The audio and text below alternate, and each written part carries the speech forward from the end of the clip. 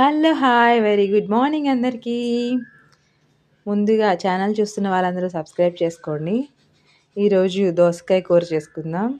దోసకాయ కూర కోసం 4 పెద్ద సైజు దోసకాయలను తీసుకొని వాటిని పీల్ ఆఫ్ చేసేసుకోవాలి. చక్కగా పీల్ ఆఫ్ చేసుకొని చిన్న చిన్న ముక్కలుగా కట్ చేసుకోవాలి. ఈ కర్రీ కోసం ఉల్లిపాయలని కూడా వాడుతున్నాను, టమాటో వాడట్లేదు. ఉల్లిపాయలు, దోసకాయ చిన్న చిన్న ముక్కలుగా కట్ చేసుకొని బాండీ తీసుకొని ఆయిల్ పెట్టుకోవాలి. ఆయిల్ వేడయ్యాక పోపు దినుసులు, ఇంగువ, పసుపు యాడ్ చేసుకోవాలి. అవి వేగాక కరివేపాకుని యాడ్ చేసుకోవాలి.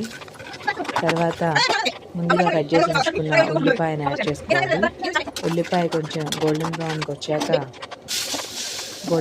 వచ్చాక తరిగిన దోసకాయ ముక్కలను కూడా యాడ్ చేసేసుకోవడమే.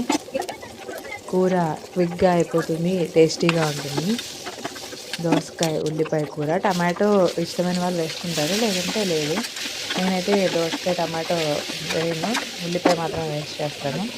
ఇలా చక్కగా కూరకి సరిపడా ఉప్పు కారం వేసేసుకొని కొంచెం సేపు మగ్గబెట్టేస్తే దోసకాయ కూర రెడీ అయిపోతుంది, క్విక్గా అయిపోతుంది. దోసకాయ గింజల్ని అవాయిడ్ చేసేస్తాను నేను. దోసకాయ గింజలు వాడను కూర కోసం, కొంతమంది వాడతారు కదా. నేను గింజలు తీసేస్తాను, పీల్ ఆఫ్ చేసినప్పుడే హాఫ్కి కట్ చేసి గింజలు తీసేస్తాను. ట్రై చేయండి మీరు కూడా తప్పకుండా దోసకాయ కూర. Thank you.